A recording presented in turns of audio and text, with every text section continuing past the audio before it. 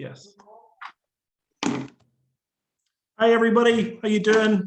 Welcome to Business Conversations with myself, Peter Doak, and my wonderful co-host, Martin Gilchrist of Gilchrist & Co. Chartered Accountants. This week, we are back to normal service after a wonderful week where Wayne Denner stood in for myself as co-host. So huge thank you to Wayne for doing that, and also a huge thank you to our guest last week, Lisa Park, who talked to us all about her wonderful journeys in business. But now we're back, and we are better than ever, and about to embark on a new business conversation with a very special guest. But before we do that, Martin, how are you? How's your week been? How are things?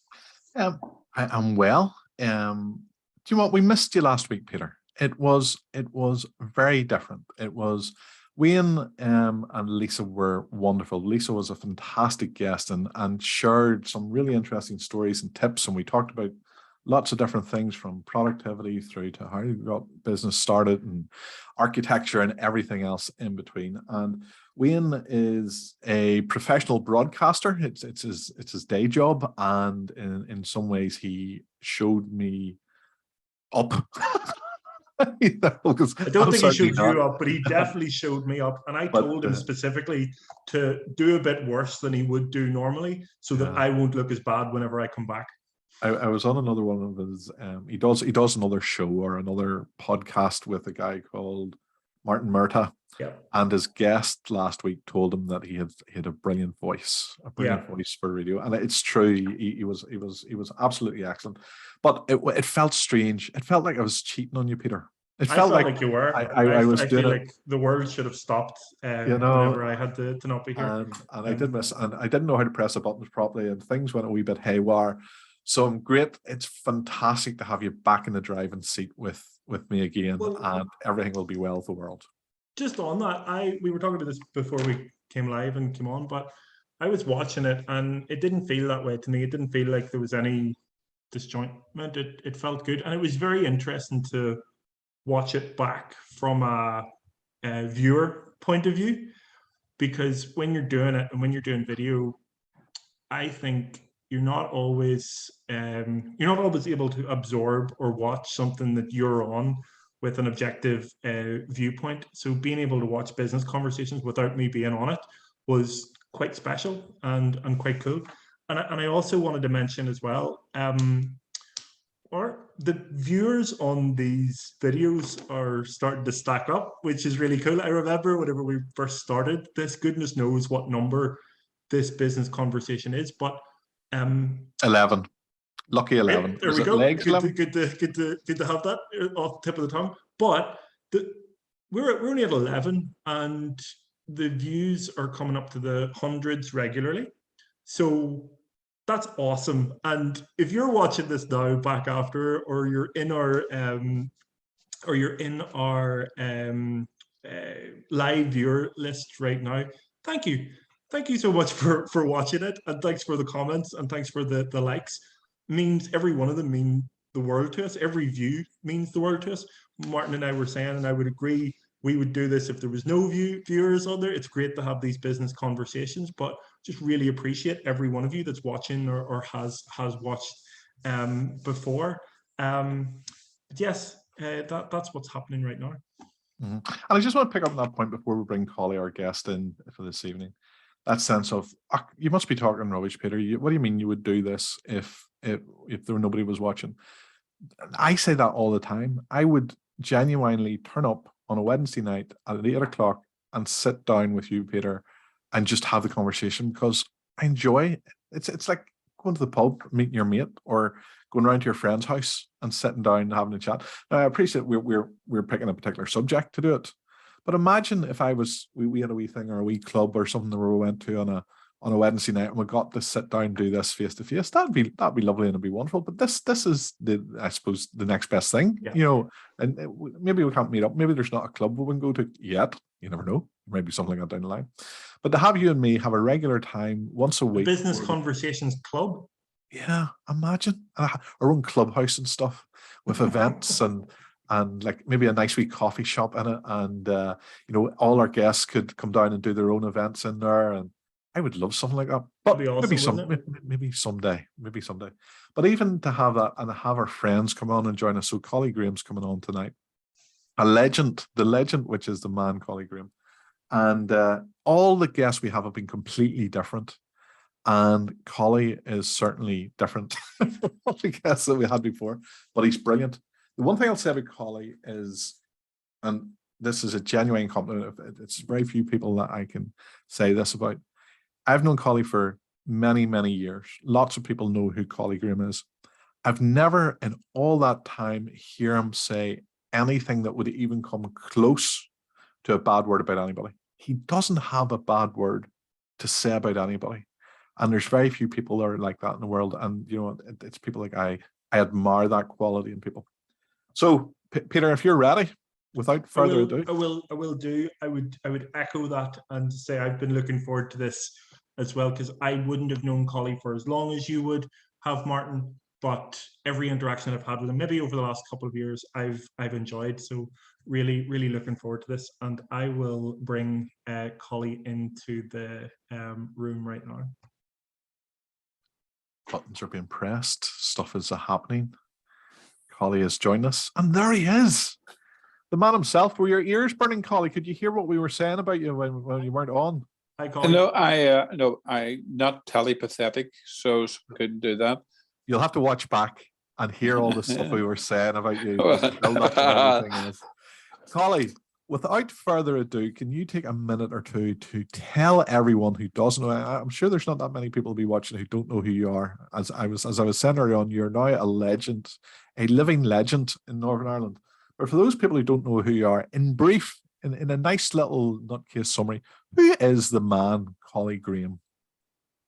Who is the man Collie Graham? Yeah, right, where do we start? It's actually, well, let's go back to the 28th of June, 1944, 22 days after D-Day. I appeared expectedly. And from there, I had a journey of life.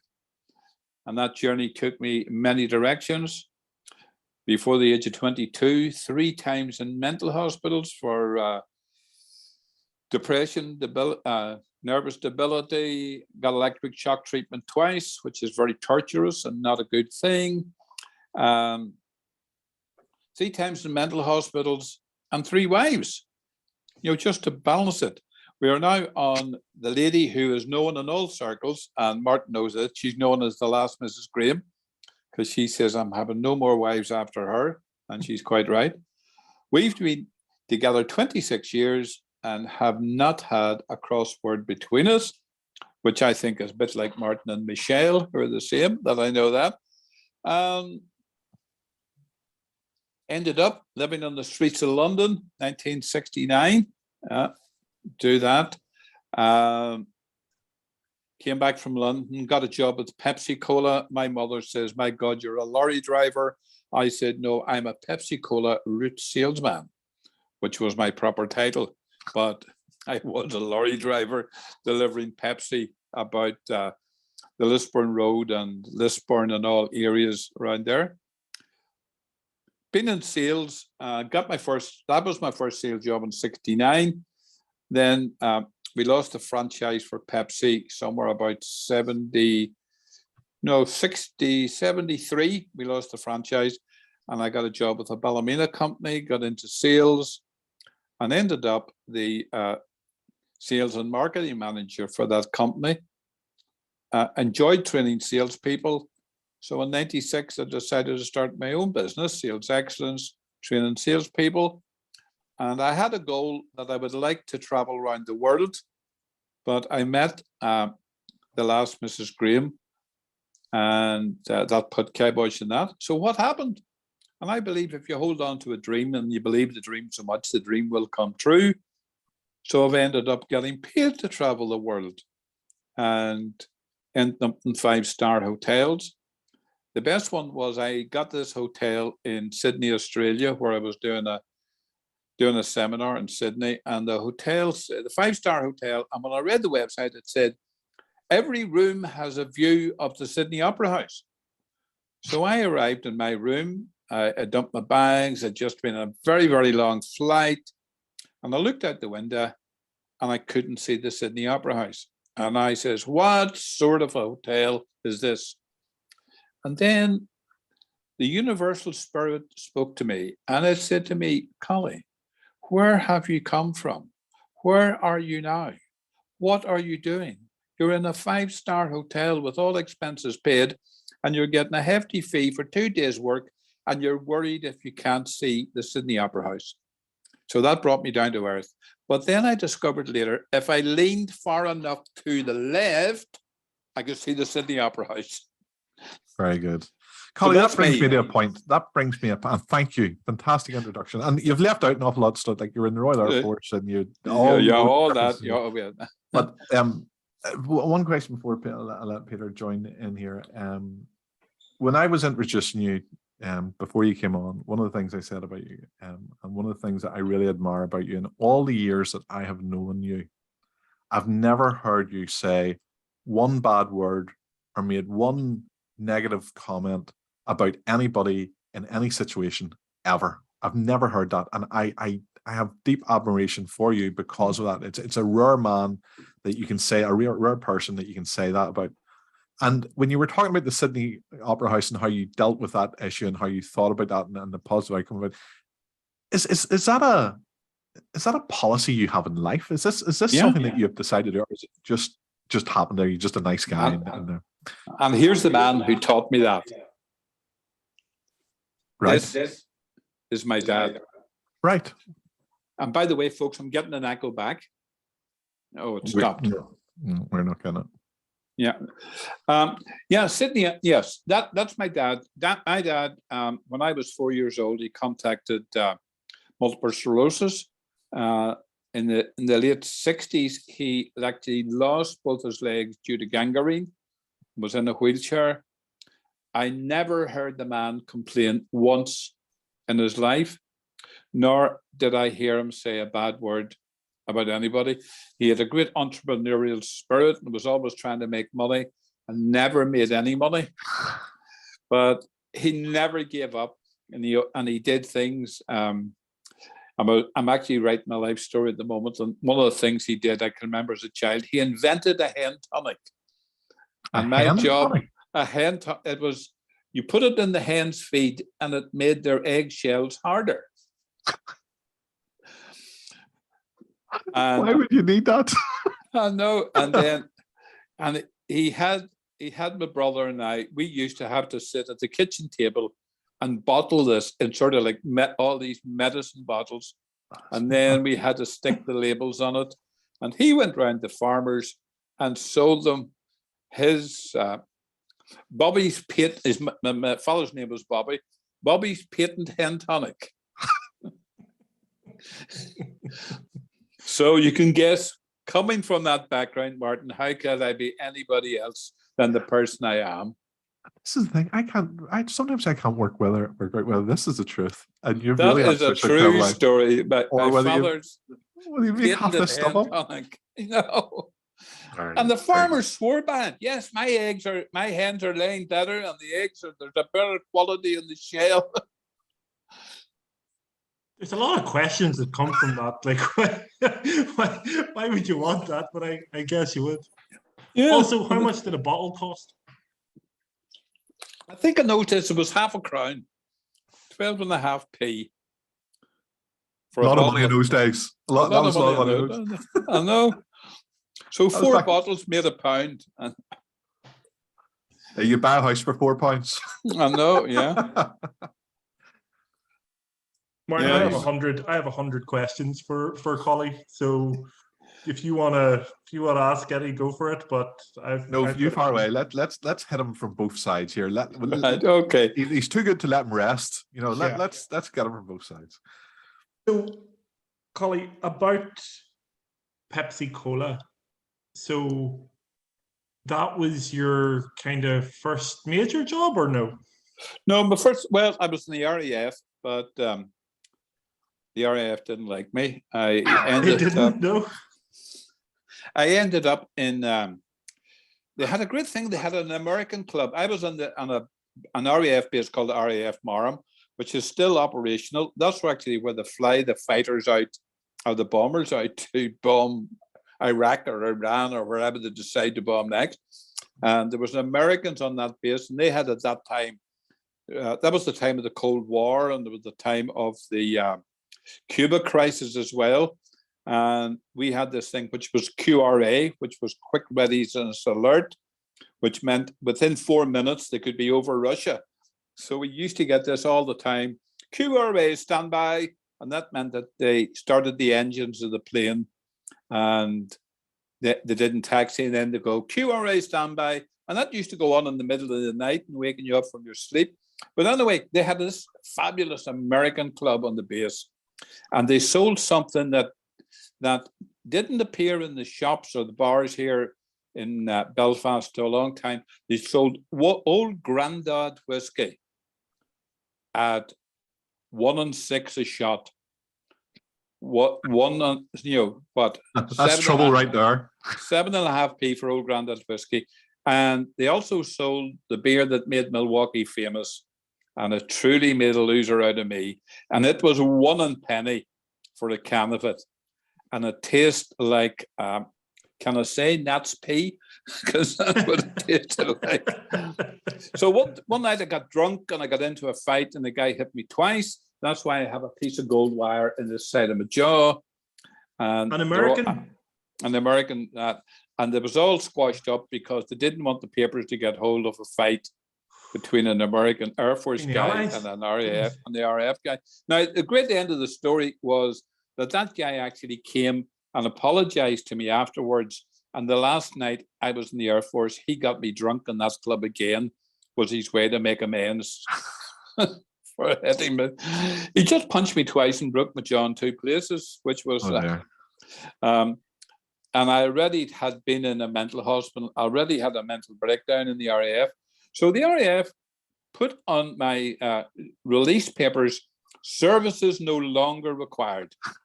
So that was my long, illustrious career as the RAF. And the best of it was, you see, I joined the RAF. Now, my worst subject in school was maths. So I joined the RAF as a pay accountant. That's pretty good reason for you. That's generally the way all accountants do it. You know? Yeah. They don't know how to count. And then I got into lots of trouble because I couldn't balance the books. And I once mistook somebody, and we used to go on this pay parade, and the guy beside you, he would call out the amount that you were supposed to pay. And he shouted 8, and I paid the guy £80 instead of £8. Oh my goodness. So there was a bit of a furlough over that as well about, and this guy, he didn't want to pay it back. It wasn't his fault. He obviously blew the £80 and then tried to blame me for making the mistake. But RAF days were numbered. I just had 2.5 years in the RAF, which was okay. With that thought of an accidental money or money coming your way that you weren't expecting, if you won £1 million tomorrow, Collie, what would you spend £1 million on? As my wife said recently, if we won the lottery, we'd put a few pounds to it and pay all our debts.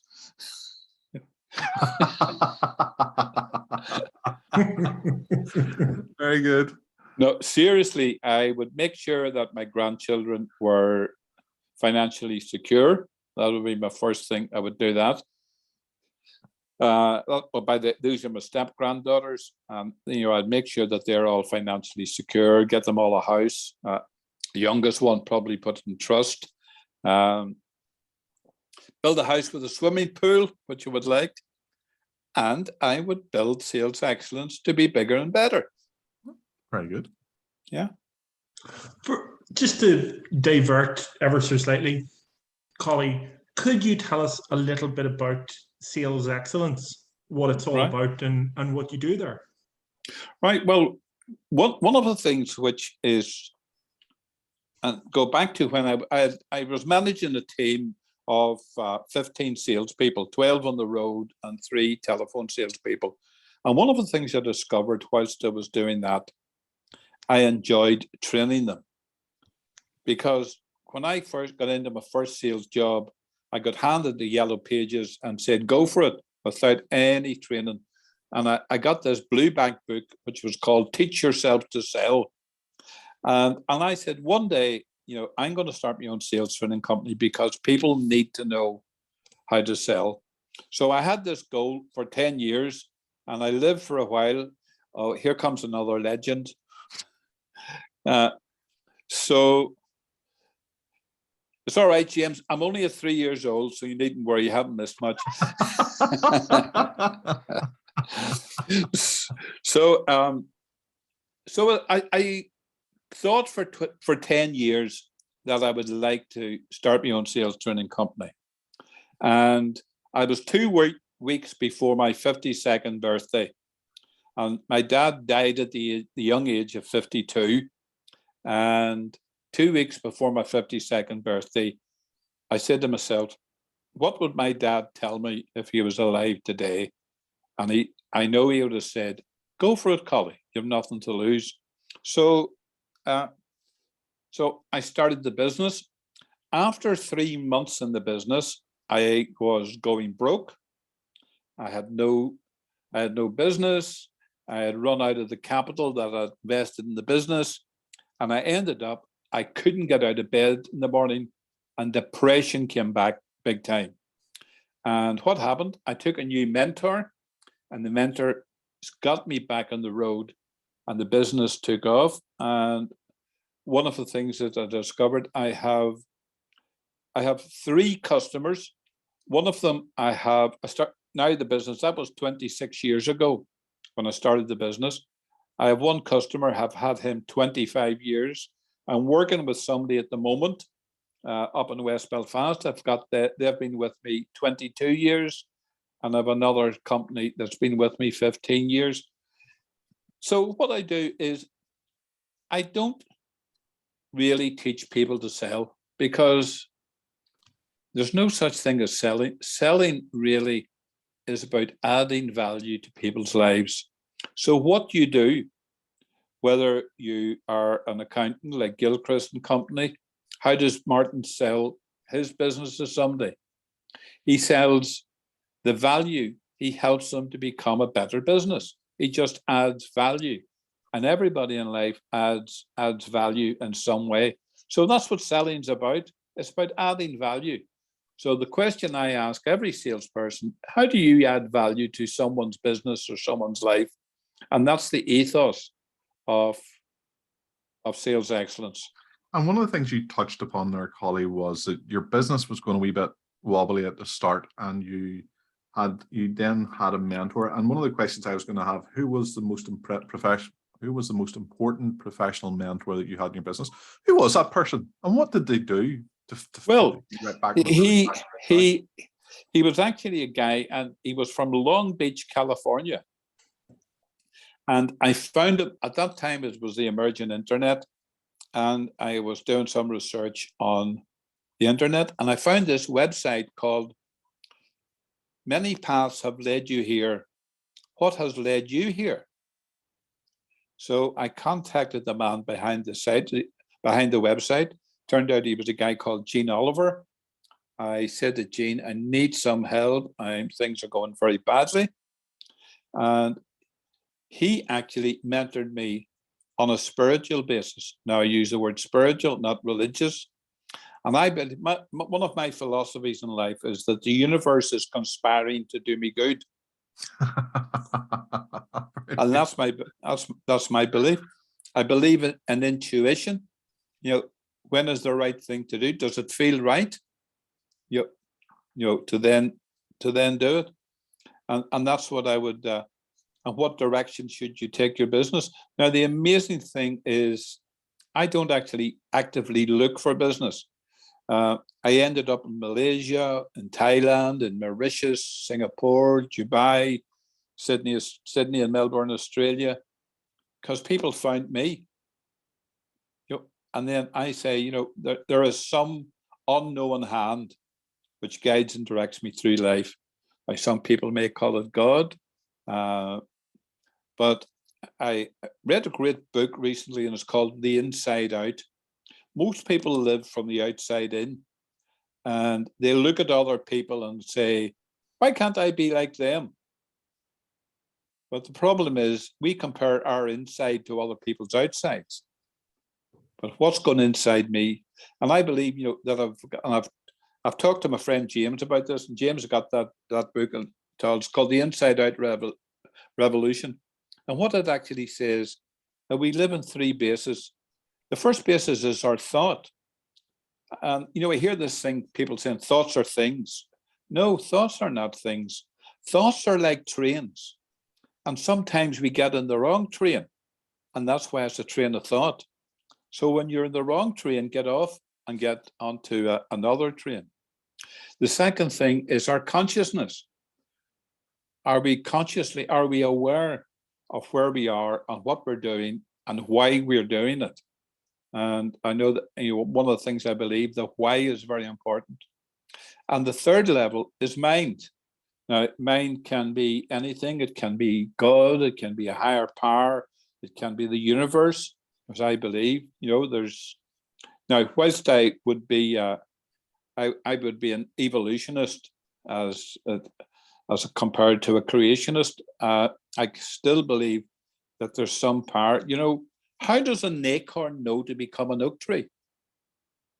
How does a tomato seed know to become a tomato?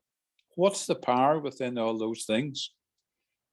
So within us, and as we sit and talk, we're not saying to ourselves, oh, heart, keep beating, oh, keep breathing. It's all a natural process. At the moment, I'm studying neuroscience because I can see that's the future of what we're doing and how we can rewire our thinking. And what I come to see is that just we never grow old. And I have a favorite Clint Eastwood saying. And the story behind the Clint Eastwood saying is Clint Eastwood was playing golf with a country singer called Toby Keith. And Toby Keith said, Clint, you're 92 years old. You're directing films. You've just directed your new film, The Mule. You're playing the lead in that. And you're out here playing golf with me. You're 92. How do you do that? So Clint Eastwood answered it, and Toby Keith turned it into a song, which is another of my mantras. And the song is called, When You Wake Up in the Morning, Don't Let the Old Man In. So when I wake in the morning, I don't let the old man in. Now, if I'm grumpy, my wife will say to me, here, Colin, you've let the old man in. So don't let the old man in. And that's how, we never grow old. Do you know the problem is, Colin, we don't have enough time. We don't have enough time to talk about all the things and all the wisdom and all the experiences that you've had. I'm going to ask one more question. I'm going to let Peter ask a couple I have 100 questions. So my question is, if you're looking at your long career, and you're really good at telling stories and passing on that advice and that experience, but if you had to pick the most important lesson that you've learned from your career, what would you pass on to me as a young buck? Well, as one of the great sales lessons that I learned it on the streets of London. And now, when I was in the streets of London, I wasn't a down and out. I was a hippie. That's how I saw it. Now, I did have no way. I did have hair at the time because it's important to have hair if you're a hippie, and I had long hair. But anyway, what happened? We all used to congregate on the steps of Eros, and that's where we spent our day. And I was only there for my first couple of days, and this guy comes to me and he said, hey, I heard you asking for sixpence for a cup of tea there. And I go, yeah, that's right. And he says, stop doing that. What do you mean stop doing that? He says, no. He says, the next American tourist you see, don't ask them for sixpence. Ask them for 1 and 6 for a hamburger. You get 3 times the amount of money. You do that. So my advice is that when you're selling, always ask for more than you want. So, wow. So that was a great piece of advice which I learned on the streets. I could tell you, I've got a dozen stories about learning the streets, getting arrested, being drunk on a film set, and ending up in the Sally Arm. And I must give you some great advice. If you ever end up in the Salvation Army, please remember to do this: is to take your shoes or your boots off, and you put your bed legs into the boots, and that means nobody will steal them in the middle of the night. That's how you keep your shoes. If you put them under your bed, somebody sure as hell will come and steal them. So you put the legs of your bed in each of your boots, and that's how you sleep.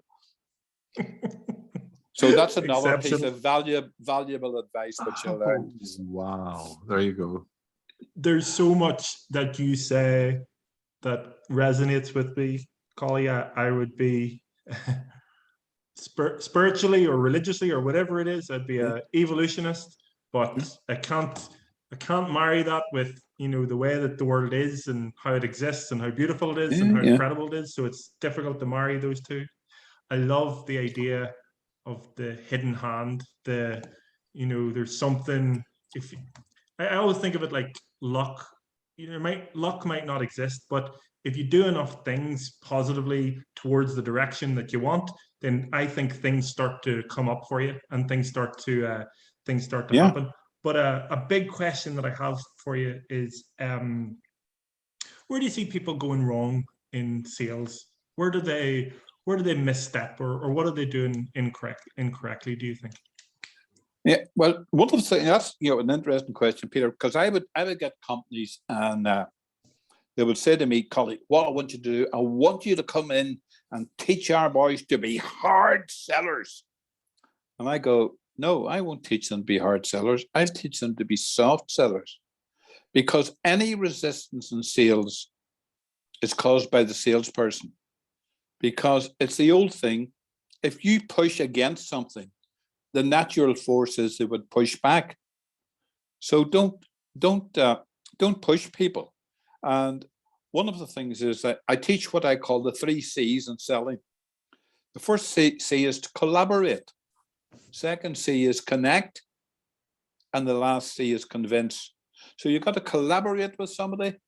You've got to connect with them. And then you can convince them. But before you have the first 2 C's in place, you can't convince without the collaboration or the connection.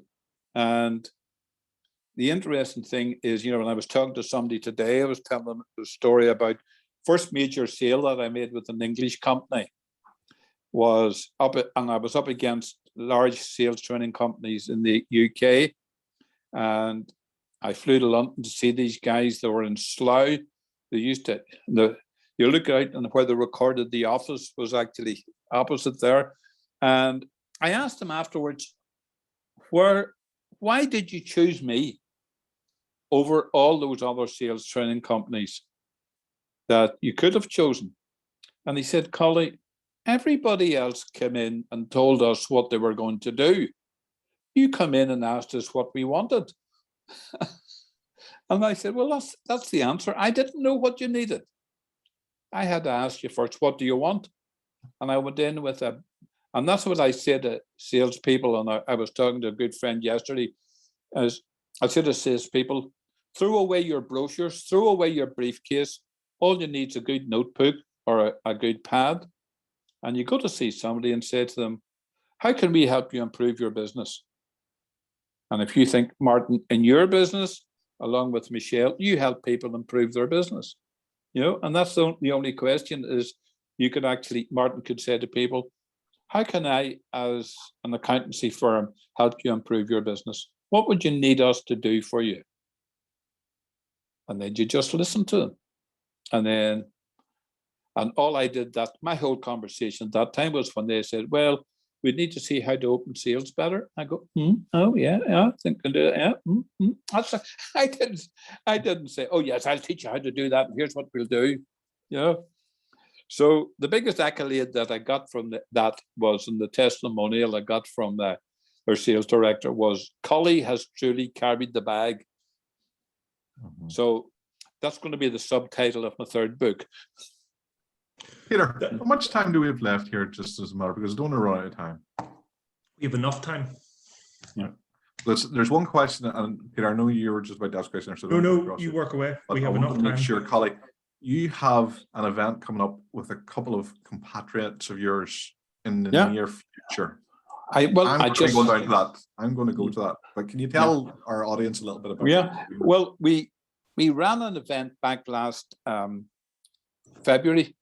It was called the Northern Ireland Sales Summit, and three of us, a guy called Jim Irvine, who's Scottish, but he lives now outside Castle Dawson with his wife Yvonne. He's got a great background in business, sales, and technology. The other friend of mine is a guy called Niraj Kapoor, who spent most of his years in England. His family lives in Antrim, and he now lives in Antrim. His background is in LinkedIn, and he's an expert on Salesforce. So the three of us ran this event. I thought we'll get a dozen bums on the seats if we do well, and we got 57 people, which surprised us. So we thought, and then we got some feedback, and the feedback is, yes, we'd like you to do this again. So we're doing a half day on the 14th of September at the Radisson Blue down there at the Gasworks. Going to do slightly different. We have a guy who worked in procurement who is going to do a keynote talk, because everybody in sales say, how do you sell to procurement?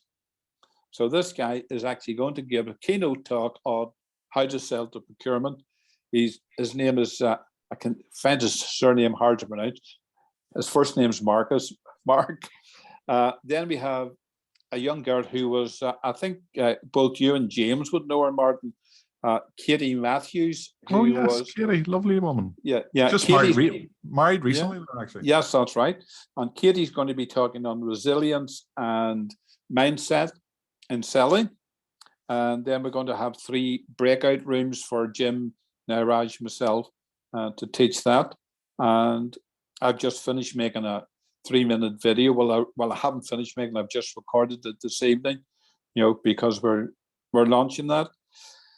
And we're looking forward to that event. The last one was a great success. Our feedback was really good. I was pleasantly surprised of what we did.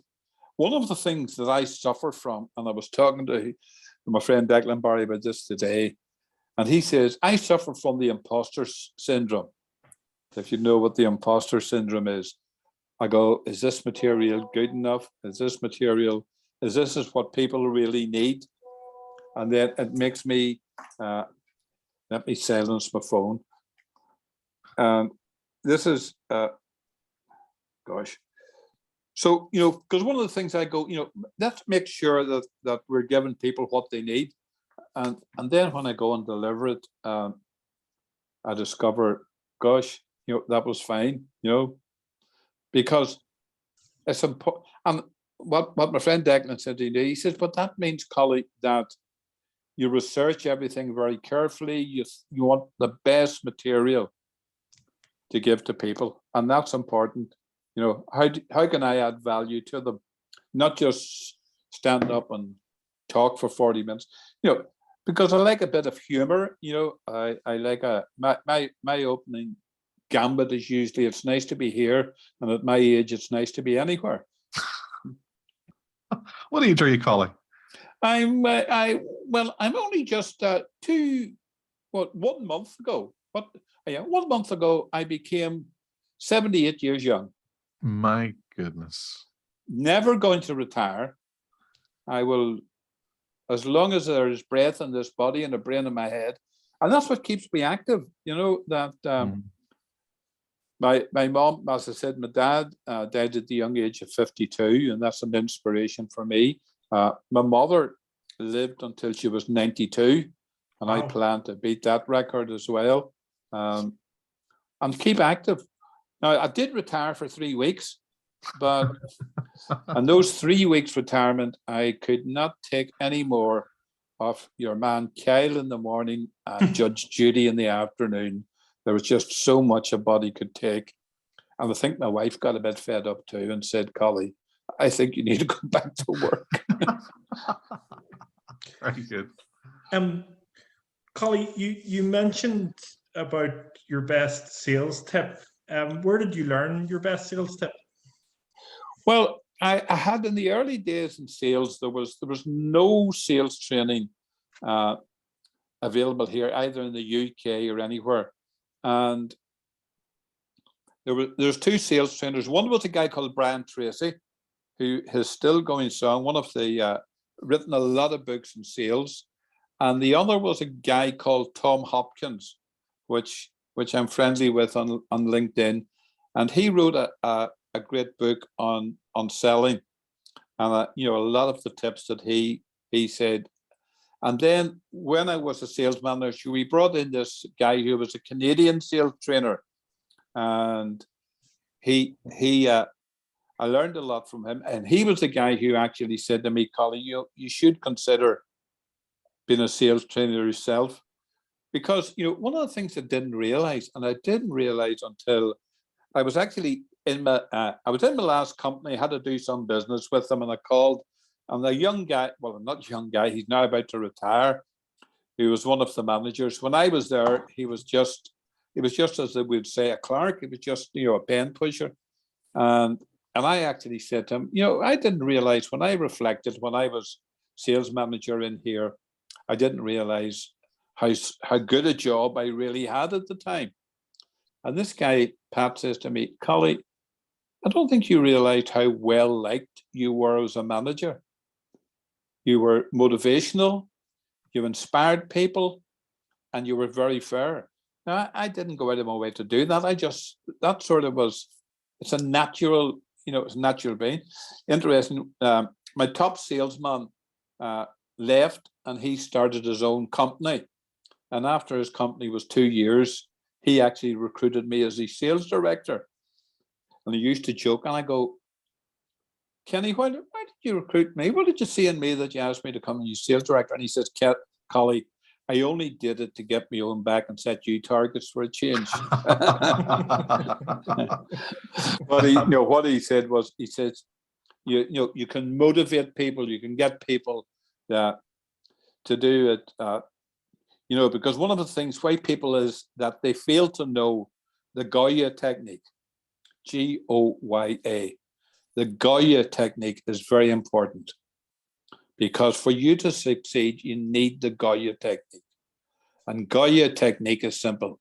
It's get off your arse.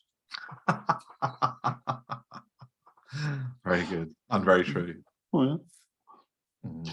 So, Martin, another question from yourself, if you wanted to ask any.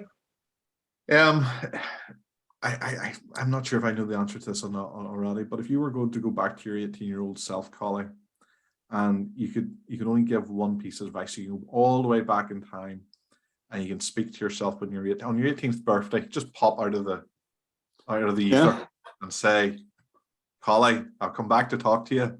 I've something I have to tell you. Set yourself big goals, take the risk, and go for it. Now, at 18, I was so unsure of myself. I had a nervous disposition. I couldn't even say I was shy. Could you? I have a granddaughter, and she goes, "My granddad talks to everybody," and so and so I do. Well, that's how you're going to get no. Well, at that age, at 18, I was so into myself, and.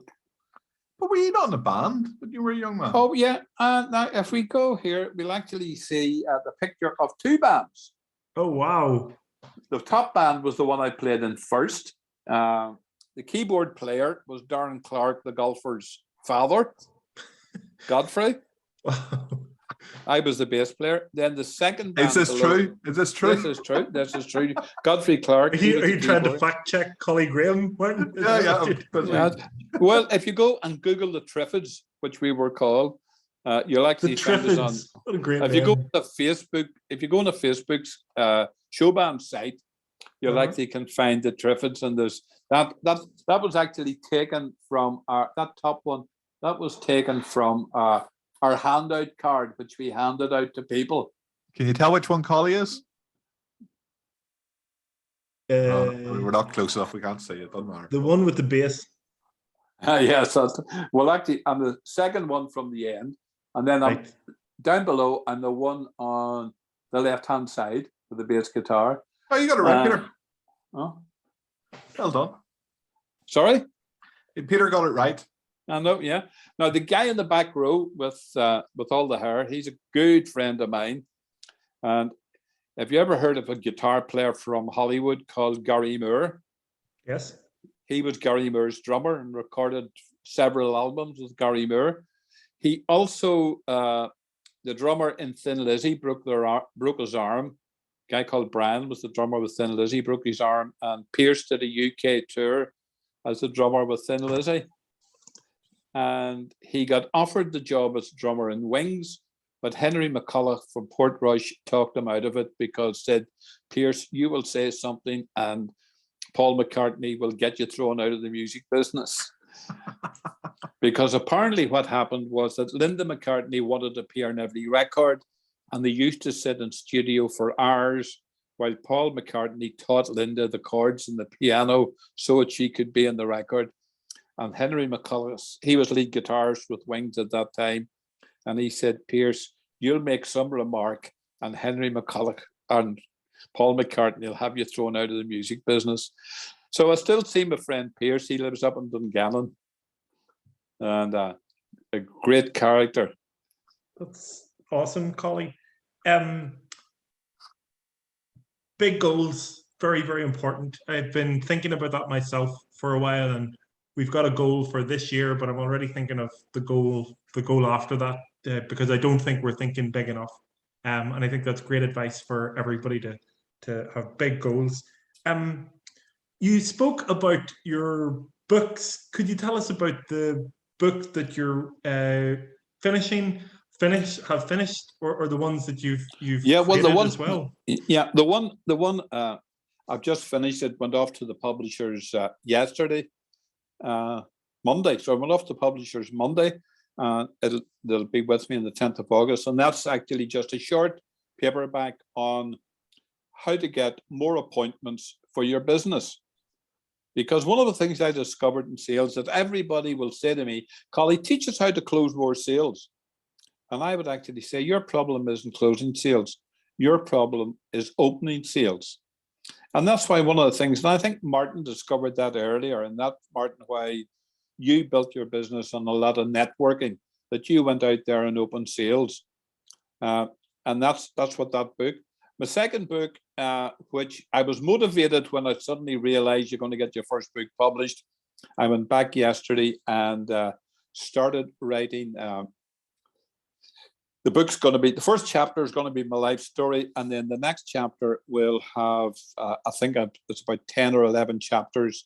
And what would I give anybody advice if they were 18 years old, what they should do?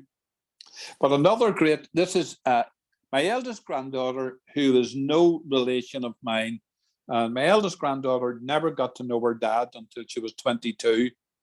And on Father's Day, she sent me a text and she said, Granda, you've been the only real father to me in my life, which really moved me. And then for my birthday, she bought me this.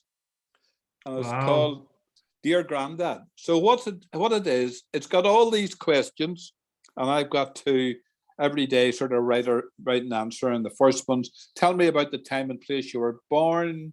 What were some of your earliest memories? Tell me about your parents. So I've got all this every day. I write a couple of pages. What do you remember about the places you lived when you were a child? So what's your favorite childhood toys or games? And I realized, and when I started to realize, I never played with any toys when I was a child. I can't actually remember one toy that I had as a child. I can remember one. I remember I had a pedal car, but all I had was books because I love books and I still love books. So it was all these questions. So my idea is that I'm going to get this finished in time for Christmas, and then I'm going to give it back to her as a Christmas present. Yeah, there you go, Colin. Yeah. Here, oh god, the question's gone out of my mind. I was on the tip of my tongue, and I'm hoping it'll come back to me, because I really wanted to ask. Oh yes, Peter made the point about big ambitions, and it's a good thing to have big ambitions. Is it okay to have small ambitions? I think at Gilchrist & Co. that what we have decided is we like being a small practice and we like having only 300 clients, and we restrict ourselves to it. Because yesterday I was able to go out for lunch with a client and just sit and have lunch for the sake of having lunch. I see Declan's on there. I'm going to be calling in with Declan next week. We're going to sit down for an hour. So just for the sake of sitting down, there'll be no billable work undertaken there. It'll just, we have the time and the resources, a small business, to be able to spend time with people and, you know, enjoy their company. Do you think is that okay, or is that me giving myself an excuse? Should business always be ambitious growth, changing the world, getting bigger, or is there a legitimate reason for a business to be like Gilchrist and Co. and stay small and have the ethos that we have? What's your thoughts? Well, my thought is there's only one bed you can sleep in and one house you can live in at a time. Now, one of the things that I decided to do is that I don't look for business anymore. I only want a couple of half days a week. I don't want any more. But the other thing about it is, and one of the things, and I've Declan to thank for this today, is I've been majorly under selling myself. You know, so I'm laughing. Declan just said he was building a house for a hedgehog. I love that. But you know, I've been underestimating my own ability. You know, and I know that I've been friends with you and Declan and James for a long time, and you've always talked to me about my ability, but I'm my own worst critic.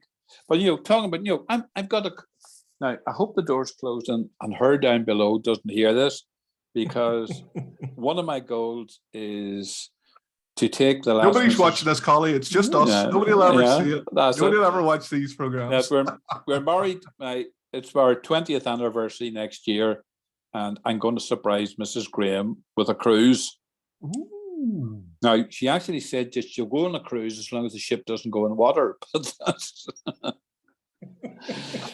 because she said but I think if I land her and say, okay, we're going to go, and I think we'll just do, you know, a simple 7-day cruise to get the feel for it. And that, you know, that's one of my goals to do. And my other goal is to travel. I'm off to the States to see a friend. I met a guy for an hour back 11 years ago, and suddenly he appeared in Zoom when COVID broke, and we became friends.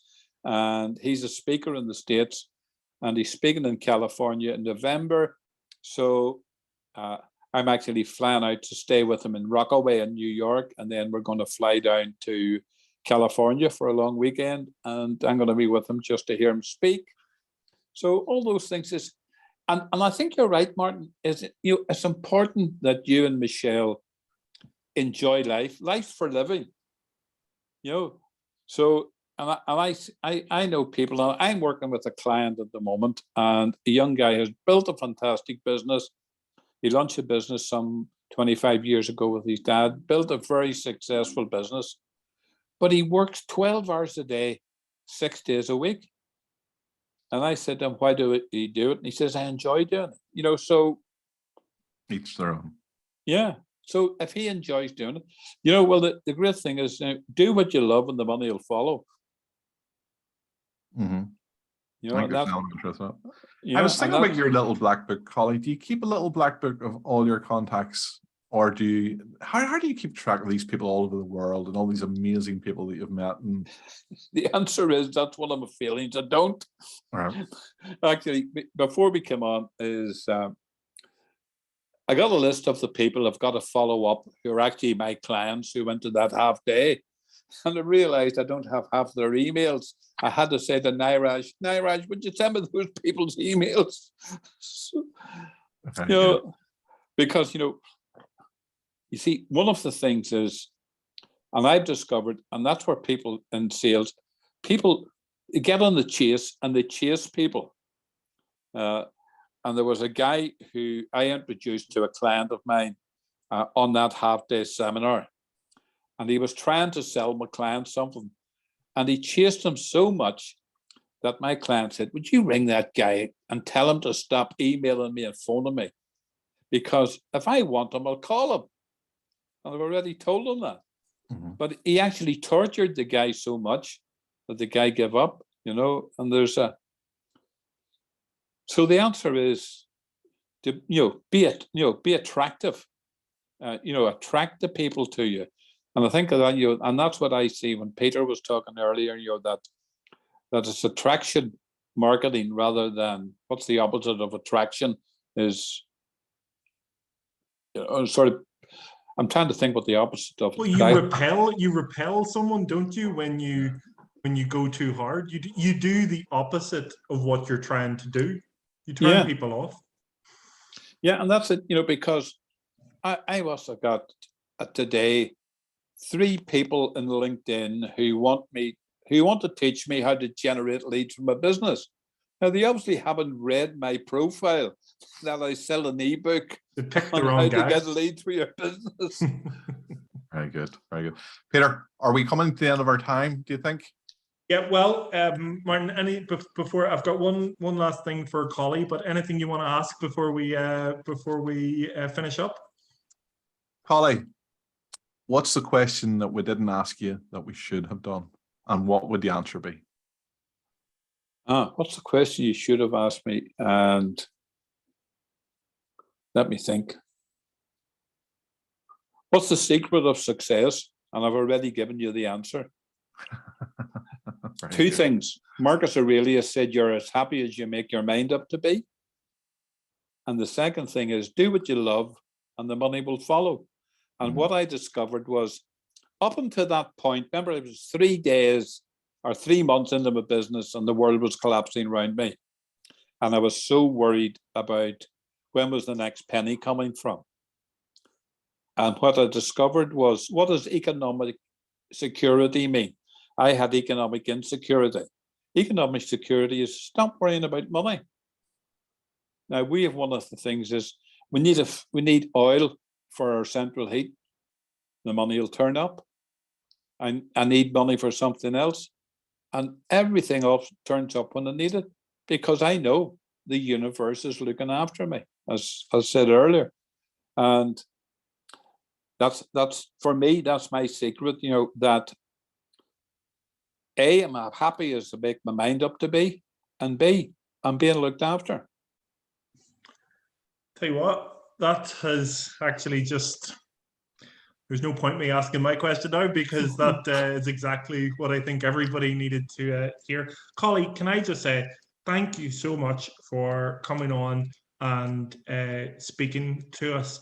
It has been wonderful, and we really appreciate you coming on to speak to us, and we look forward to you coming on again to let us know how things have gone with the event and the book and everything like that.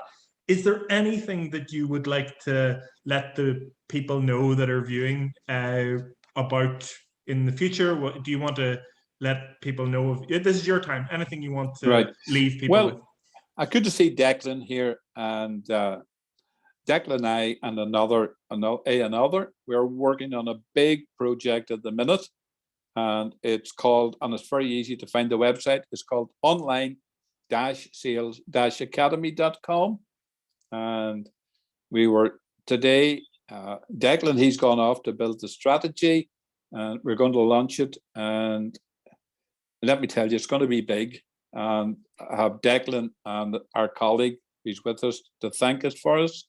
I'm going to drop something on James. James' name was mentioned today, that we're going to ask James to come in and get involved. Oh, did he start to smile in that photograph as we said that? We've got something in mind we've got a role for James as well.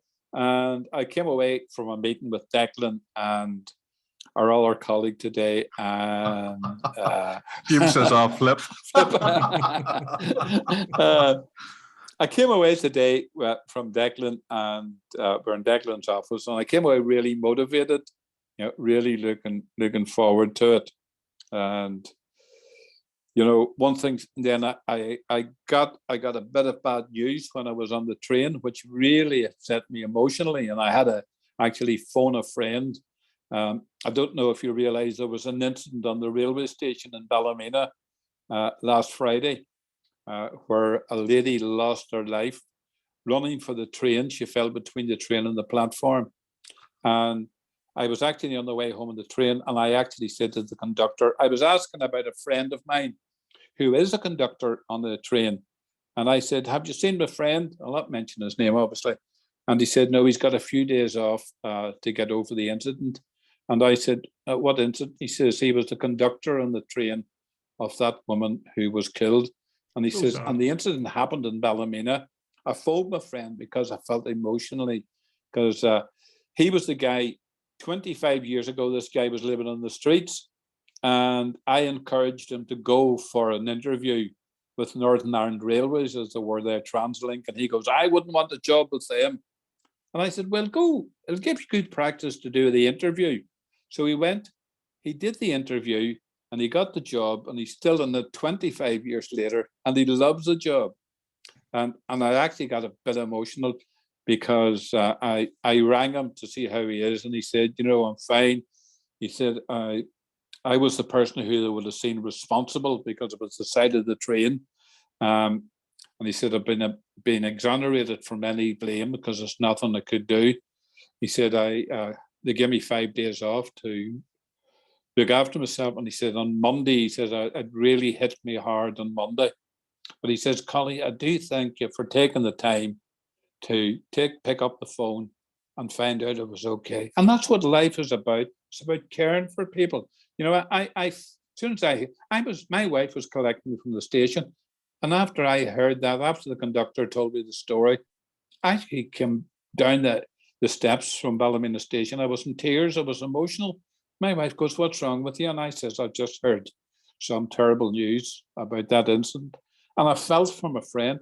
And that's the thing is, you know, I love people and I can feel for people. And I have one of the greatest things I have abundance of emotions. People try to hide their emotions. You know, sad movies make me cry. I love doing that. You know, I love crying at a sad movie. You know, there's nothing like it. And that's the problem with a lot of men. They won't express their emotions. And you know, what are emotions? Just motion and energy. So it's good to have emotions and do that. So, Peter, thank you for inviting me, and my old friend Martin, thank you. James just said, and James has had his Parthian shot there with jokes. Or as a granddaughter sent me a birthday card, he says, everyone talks about recycling these days, but you've been at it for years. Most of your jokes are decades old. And that's absolutely that was from one of my that was from my granddaughter and my great granddaughter. It's absolutely fabulous. We are going to wrap up there. Collie, again, thank you so much. We just love having guests on. It's been brilliant to have you on and hear all about your journey, and looking forward to the next time. We have another guest next week that we will let you know about in due course. And I just want to say thank you very much to everybody who has listened and everybody that's watching. And also, please do subscribe, like, share, comment. Let us know if you want to. We now do have a list of people that are going to be coming on. We're booked up for the next few weeks. But if you want to let Martin or myself know that you're interested in coming on and being a guest on Business Conversations, then just let one of us know, and you will appear on one of our programs. So we'll wrap it up there. Thanks very much, everybody, and we will see you next week. Thank you, Peter. Thank you, Martin.